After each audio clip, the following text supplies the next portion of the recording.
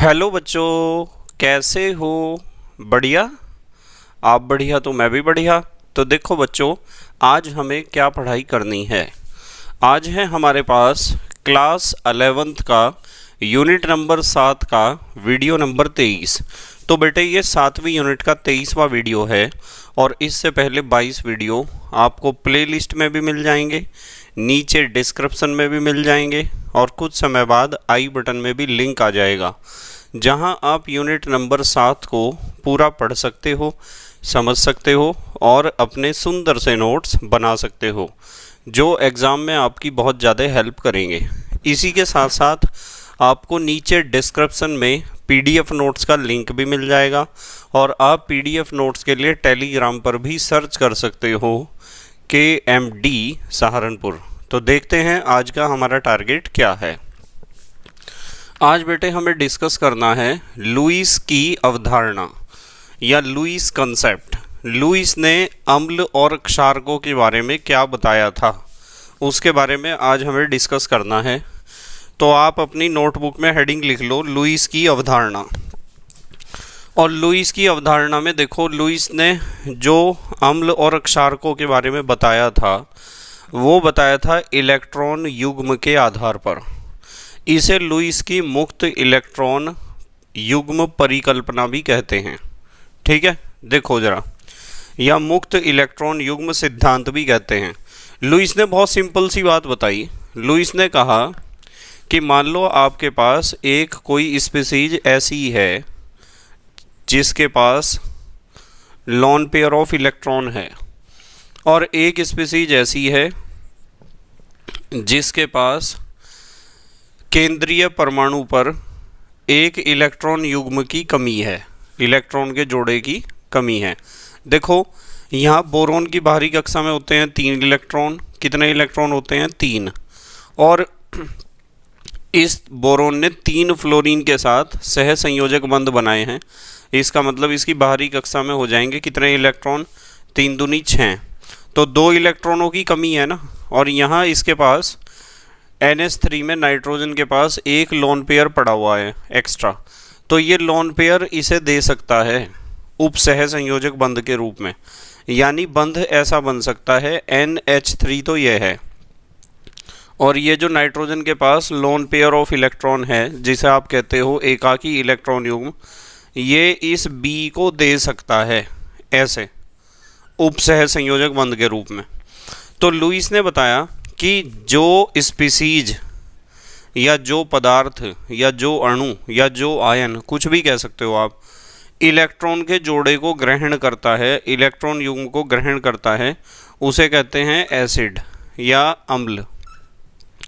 और जो इलेक्ट्रॉन के जोड़े को डोनेट करता है, ठीक है, उपसह संयोजक बंध के रूप में, उसे कहते हैं बेस। क्या कहते हैं? बेस। तो एसिड और बेस की ये परिभाषा दी थी लुईस ने। ठीक है, समझ में आई बात? तो हम क्या लिख सकते हैं? हम लिख सकते हैं कि इलेक्ट्रॉन युग्म, लिखो इलेक्ट्रॉन युग्म ग्रहण करने वाला पदार्थ, इलेक्ट्रॉन युग्म ग्रहण करने वाला जो पदार्थ होता है उसे कहते हैं लुईस अम्ल। क्या कहते हैं? लुईस अम्ल। जो इलेक्ट्रॉन युग्म ग्रहण करता है उसे हम लुईस अम्ल कहते हैं। और इलेक्ट्रॉन युग्म त्यागने वाला पदार्थ या डोनेट करने वाला, त्यागने वाला पदार्थ, इलेक्ट्रॉन युग्म त्यागने वाला पदार्थ जो होता है वो होता है लुईस क्षार। लुईस क्षारक कहना चाहिए, क्षारक। ठीक है, बस सिंपल सी परिभाषा है। लुईस ने अम्ल और क्षारकों के बारे में बताया था इलेक्ट्रॉन युग्म के आधार पर कि कौन इलेक्ट्रॉन युग्म को ग्रहण करता है और कौन इलेक्ट्रॉन युग्म को डोनेट करता है, यानी त्यागता है। जैसे यही वाला एग्जाम्पल लिख लो आप नीचे, एग्जाम्पल लिखो। ये तो है हमारे पास NH3 और इसके पास ये एक लॉन पेयर ऑफ इलेक्ट्रॉन है। जब ये BF3 यानी बोरोन ट्राईफ्लोराइड के साथ जुड़ता है तो अपना इलेक्ट्रॉन का जोड़ा, ये वाला एकाकी इलेक्ट्रॉन युग्म भी आप इसे कह सकते हो, ये इसे दे देता है यहाँ बोरोन को। तो क्या बन जाता है, ऐसे बनता है, देखो ऐसे लिखेंगे NH3 को। ये तो लिखा हमने NH3 क्योंकि नाइट्रोजन दे रहा है ना इलेक्ट्रॉन का जोड़ा, और इसने इलेक्ट्रॉन युग्म दे दिया BF3 को। तो इलेक्ट्रॉन युग्म इसने दिया है और इसने लिया है। जो इलेक्ट्रॉन के युग्म को, जोड़े को ग्रहण करता है उसे हम कहते हैं लुईस अम्ल। तो यहाँ BF3 क्या होगा, लुईस अम्ल होगा। क्या होगा, लुईस अम्ल। और ये NH3 क्या होगा, ये होगा लुईस क्षार या क्षारक। ठीक है, लुईस क्षारक। बताओ समझ में आई क्या बात। और ये जो यौगिक बना ना यहाँ, इस यौगिक में एक उपसह संयोजक बंध है। तो इस यौगिक को आप कह सकते हो उपसह संयोजक, उपसह संयोजक यौगिक या कोऑर्डिनेशन कंपाउंड, उपसह संयोजक यौगिक। तो ऐसे यौगिकों को हम कहते हैं उपसह संयोजक यौगिक।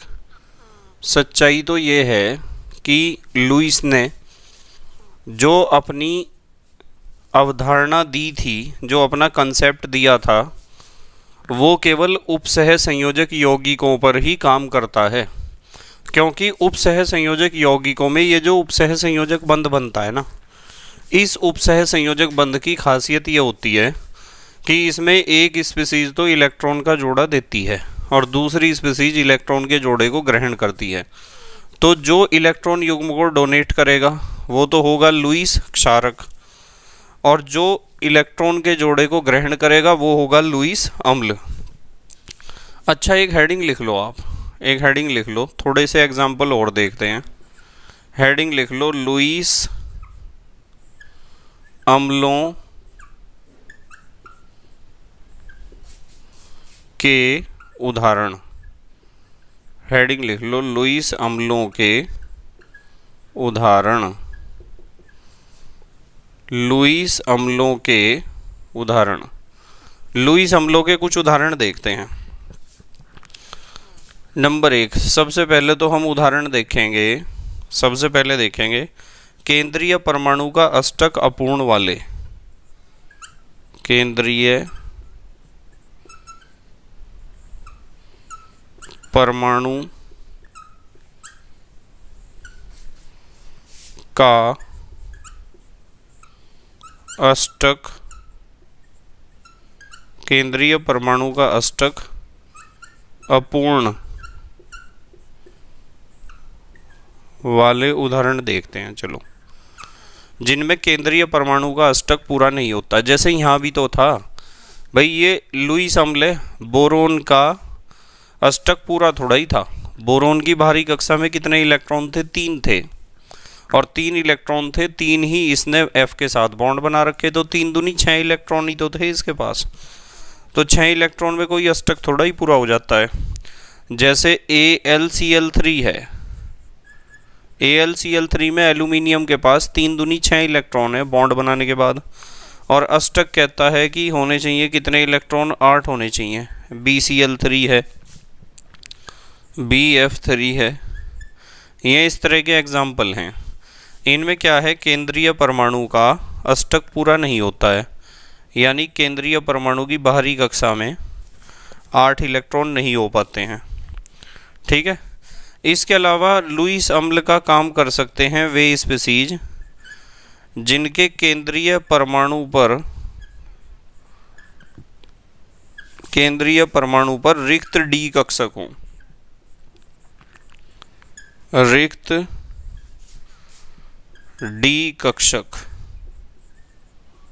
वाले स्पीसीज कह सकते हो, या अणु कह सकते हो, या आयन कह सकते हो। मतलब केंद्रीय परमाणु पर रिक्त डी कक्षक होंगे तो उन रिक्त डी कक्षकों में इलेक्ट्रॉन के जोड़े को ग्रहण करने की जगह है, और इलेक्ट्रॉन के जोड़े को ग्रहण करने की जगह है जभी तो वो लुईस अम्ल की तरह काम कर सकता है। जैसे PF3 है, PF3 फास्फोरस ट्राई फ्लोराइड कहते हैं इसे।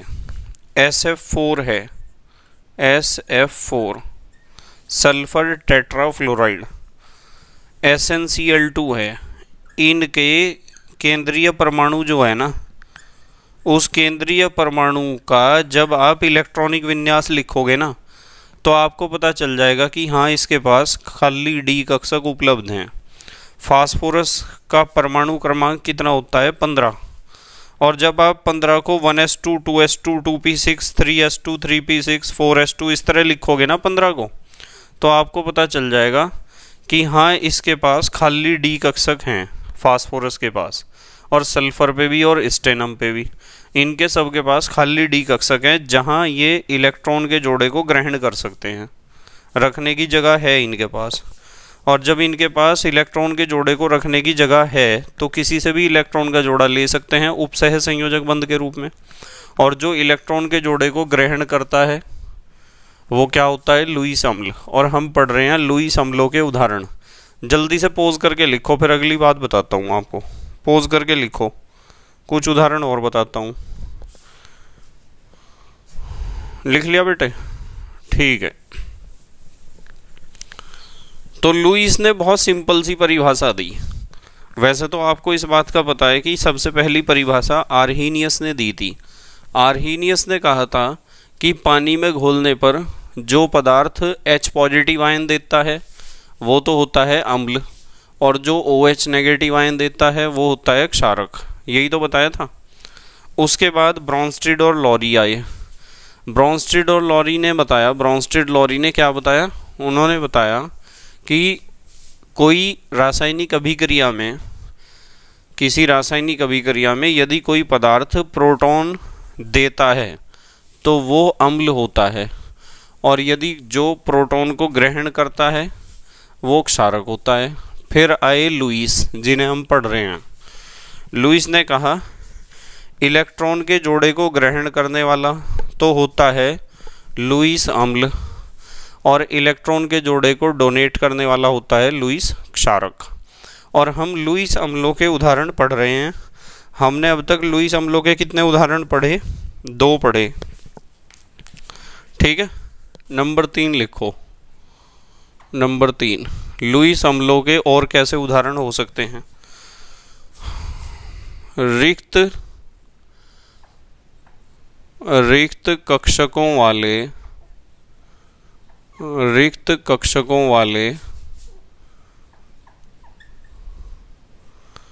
धनायन, और धनायन तो धातु के ही होते हैं। तो रिक्त कक्षकों वाले जो धनायन हैं वे भी इलेक्ट्रॉन के जोड़े को ग्रहण कर सकते हैं क्योंकि उनके पास रिक्त कक्षक हैं। जैसे Fe2 पॉजिटिव, जैसे Mn2 पॉजिटिव, जैसे Ni2 पॉजिटिव, इनके पास रिक्त कक्षक हैं। जैसे Zn डबल पॉजिटिव, और भी बहुत सारे हैं रिक्त कक्षक वाले धनायन। और धनायन तो हमेशा धातु ही बनाती हैं, ये तो पता है आपको। ठीक है। और कुछ सरल धन आयन भी हैं, कुछ सरल धन आयन ऐसे भी हैं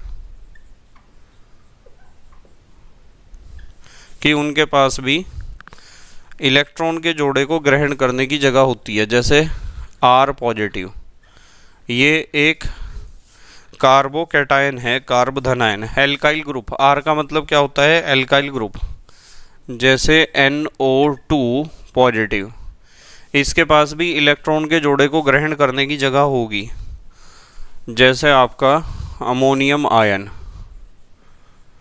इन सब के पास इलेक्ट्रॉन के जोड़े को ग्रहण करने की जगह होती है, इसलिए ये इलेक्ट्रॉन के जोड़े को ग्रहण कर सकते हैं और हम इन्हें कह सकते हैं लुईस अम्ल। ये लुईस अम्ल की तरह व्यवहार करेंगे।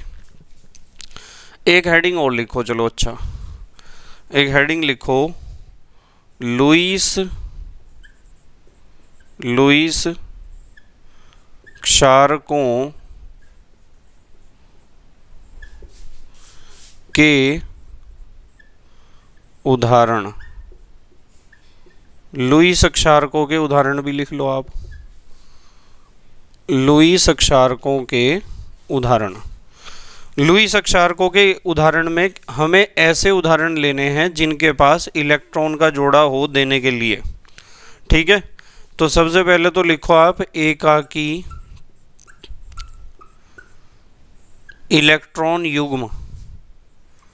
एकाकी इलेक्ट्रॉन युग्म को आप क्या कहते हो? लॉन पेयर वाले। ठीक है, एकाकी इलेक्ट्रॉन युग्म वाले, यानी ऐसी स्पीसीज जिनके केंद्रीय परमाणु पर एकाकी इलेक्ट्रॉन युग्म हो, जैसे RNH2। इसके पास नाइट्रोजन के पास एक लॉन पेयर ऑफ इलेक्ट्रॉन होता है। जैसे ROH, एल्कोहल में ऑक्सीजन के पास 2 लॉन पेयर ऑफ इलेक्ट्रॉन होते हैं। ऑक्सीजन के पास तो 2 लॉन पेयर ऑफ इलेक्ट्रॉन होते ही हैं। जैसे आप ईथर ले लो भाई, ईथर लोगे ना, ROR, ऑक्सीजन के बाद 2 लॉन पेयर ऑफ इलेक्ट्रॉन होंगे। ठीक है, इसके अलावा भी ऐसी बहुत सारी स्पीसीज आपको मिल जाएंगे। जैसे जल है, जल HOH, ऑक्सीजन के बाद 2 लॉन पेयर ऑफ इलेक्ट्रॉन होते हैं। जैसे NH3 है, अमोनिया, इसके पास एक लॉन पेयर ऑफ इलेक्ट्रॉन होता है। तो इनमें केंद्रीय परमाणु के पास लॉन पेयर ऑफ इलेक्ट्रॉन है, और लॉन पेयर ऑफ इलेक्ट्रॉन है तो इस लॉन पेयर ऑफ इलेक्ट्रॉन को ये डोनेट कर सकते हैं किसी को भी, और जो इलेक्ट्रॉन के जोड़े को डोनेट करता है उसे ही तो कहते हैं लुईस क्षार। ठीक है, उसके बाद सरल ऋण आयन। सरल ऋण आयन, बहुत से ऋण आयन ऐसे हैं जो लुईस क्षार की भांति कार्य करते हैं। जैसे यहीं लिख देता हूँ, जैसे Cl negative, F negative, I negative. इनके अष्टक पूरे हो चुके हैं ना, इनके अष्टक पूरे हैं। जैसे Cn नेगेटिव, OH नेगेटिव, ये एग्जाम्पल हो सकते हैं। तो इनके खुद के अष्टक पूरे हैं, तो किसी को भी इलेक्ट्रॉन का जोड़ा दे सकते हैं उपसहज संयोजक बंध के रूप में। ठीक है, उसके बाद बहु आबंध वाले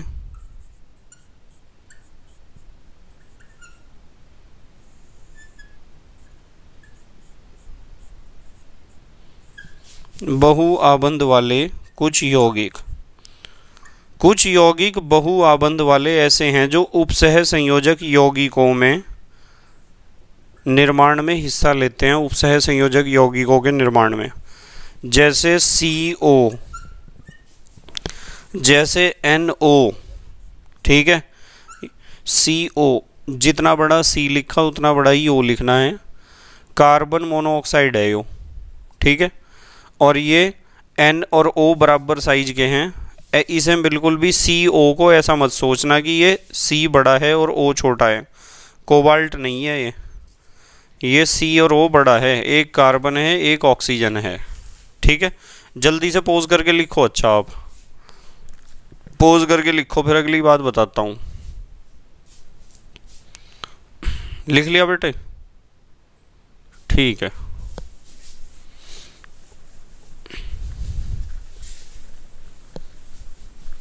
मतलब आपको सिर्फ इतनी बात समझनी है कि यदि कहीं उपसह संयोजक बंध बनता है ना, तो उपसह संयोजक बंध की खासियत ये होती है कि एक स्पीसीज तो इलेक्ट्रॉन के जोड़े को डोनेट करती है, यानी देती है, त्यागती है, दान करती है, और एक स्पीसीज इलेक्ट्रॉन के जोड़े को ग्रहण करती है। तो जो इलेक्ट्रॉन के जोड़े को ग्रहण करेगा वो तो होगा लुईस अम्ल, और जो इलेक्ट्रॉन के जोड़े को त्याग देगा वो होगा लुईस क्षार। बस इतना ध्यान रखना है आपको, ठीक है। अच्छा, एक हेडिंग लिख लो आप, हेडिंग लिखो लुईस अवधारणा,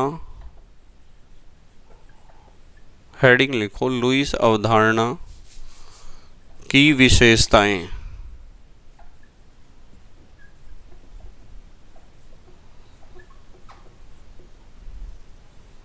लुईस अवधारणा की विशेषताएं, इसकी कुछ विशेषताएं देख लो। नंबर 1, पहली विशेषता,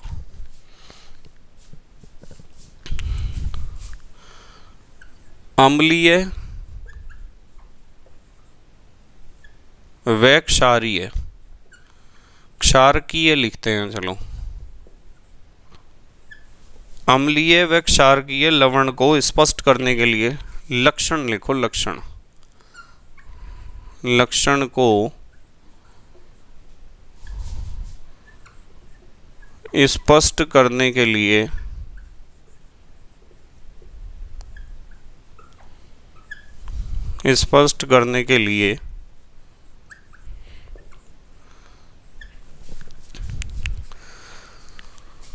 प्रोटॉन की उपस्थिति,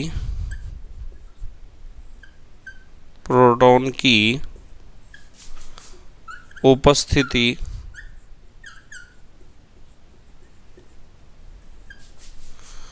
आवश्यक नहीं है,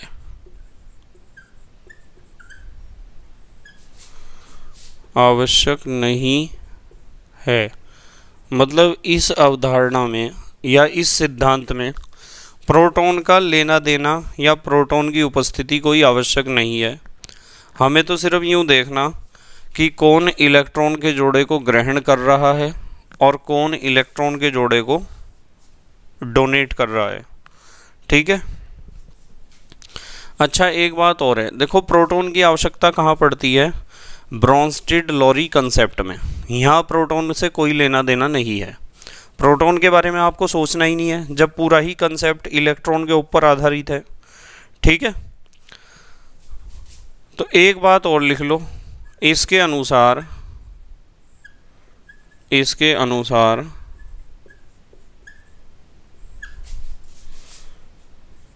किसी भी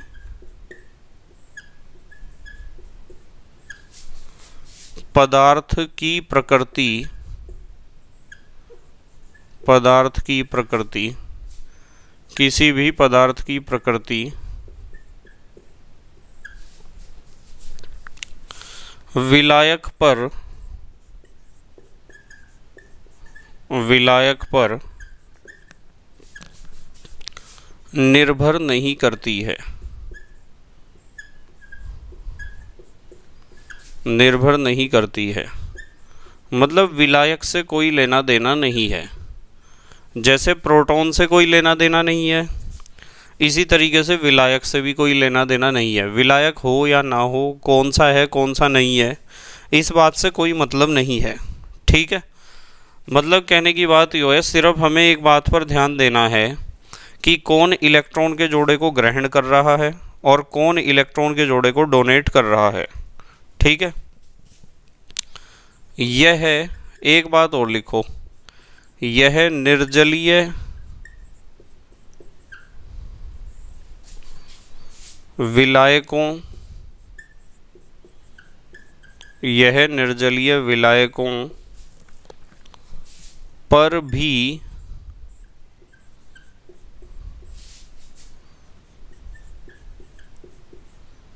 लागू होता है या होती है। अवधारणा है तो होती है लिख दो। मतलब यदि कोई विलायक ऐसा हो जो जल ना हो तो उसके ऊपर भी कंसेप्ट काम कर जाएगा, कोई दिक्कत नहीं होगी, ठीक है।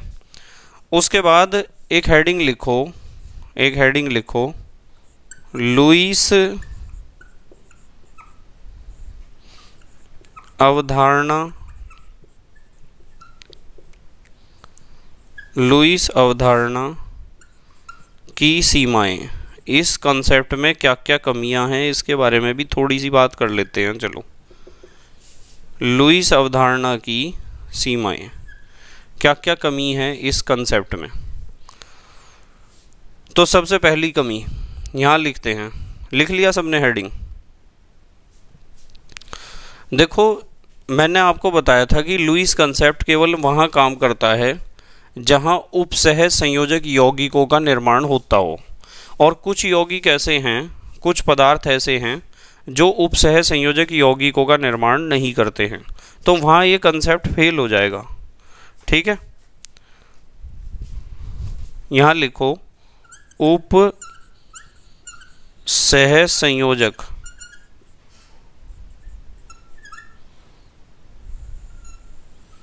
उपसहज संयोजक यौगिकों का निर्माण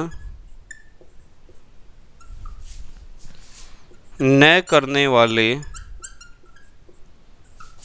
उपसहज संयोजक यौगिकों का निर्माण न करने वाले पदार्थों की प्रकृति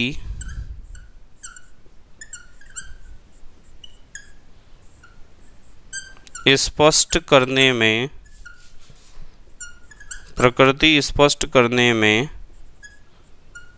असमर्थ, यानी ये कंसेप्ट वहाँ फेल हो जाता है।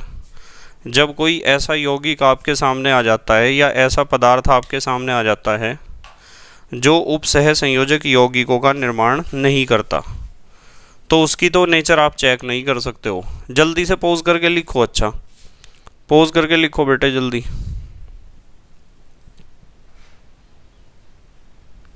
लिख लिया? ठीक है।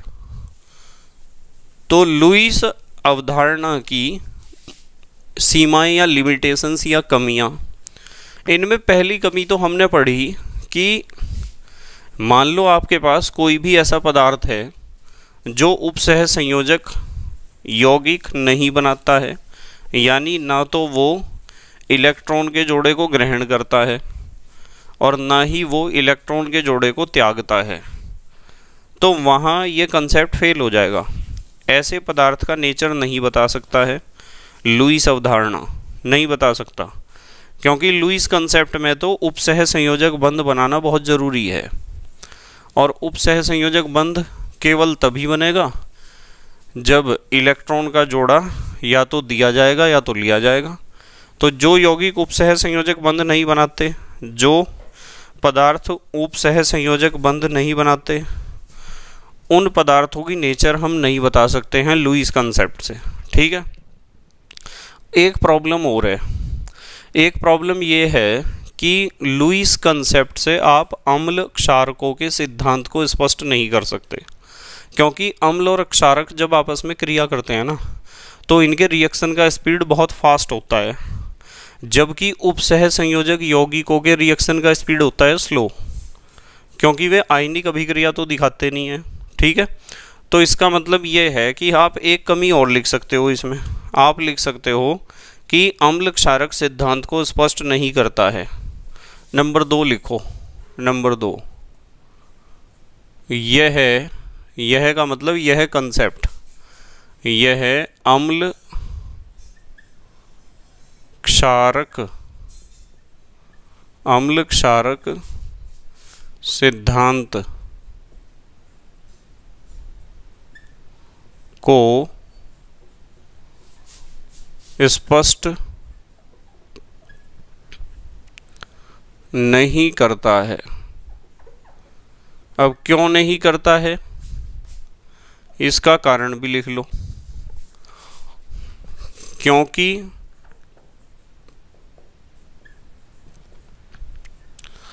अम्ल व क्षारक आपस में तीव्र अभिक्रिया करते हैं, तीव्र अभिक्रिया करते हैं। मतलब इनकी रिएक्शन तो फास्ट होती है, जबकि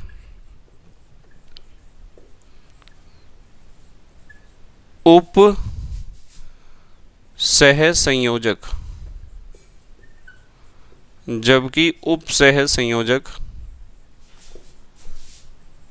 यौगिकों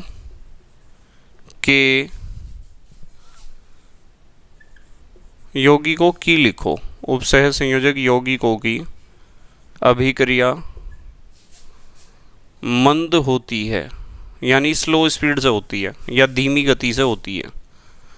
धीमी लिख लो, स्लो लिख लो, होती है।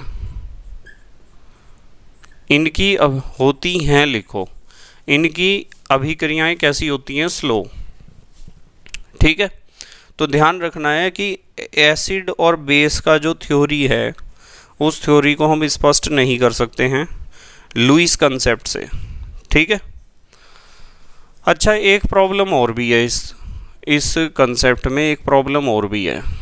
देखो, जब हमने आर्हीनियस कंसेप्ट पढ़ा था तो आर्हीनियस कंसेप्ट में मैंने आपको एक बात बताई थी कि जो एसिड जितना easily H positive ion release करेगा वो उतना स्ट्रॉन्ग एसिड होगा, और जो बेस जितना easily OH negative ion release करेगा वो उतना स्ट्रॉन्ग बेस होगा। फिर हमने ब्रॉन्स्टेड-लोरी कंसेप्ट पढ़ा, उसमें पढ़ा हमने कि प्रोटॉन देने की दर जिसकी ज़्यादा होगी वो उतना अच्छा एसिड होगा, और प्रोटॉन को ग्रहण करने की दर जिसकी ज़्यादा होगी वो उतना अच्छा बेस होगा, उतना स्ट्रॉन्ग बेस होगा। अच्छा का मतलब स्ट्रॉन्ग, प्रबल कह सकते हो आप। पर इसमें तो ऐसी कोई बात नहीं पढ़ी हमने, इसमें ऐसी कोई बात नहीं पढ़ी। यानी जितना भी लुईस ने बताया था कंसेप्ट, जितनी अवधारणा लुईस ने बताई थी, उस अवधारणा या उस कंसेप्ट के अकॉर्डिंग आप एसिड और बेस की जो कंपैरेटिव स्ट्रेंथ है उसे नहीं पता लगा सकते हो, यानी उनकी आपेक्षिक प्रबलता नहीं पता लगा सकते हो, अम्लों की और क्षारों की। ठीक है, तो अम्ल क्षारकों की आपेक्षिक प्रबलता की तुलना नहीं कर सकते आप। तो इस अवधारणा लिख लो, इस अवधारणा के आधार पर, इस अवधारणा के आधार पर अम्ल व क्षारकों की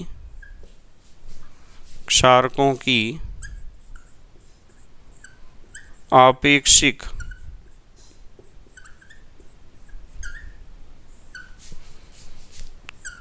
प्रबलता की तुलना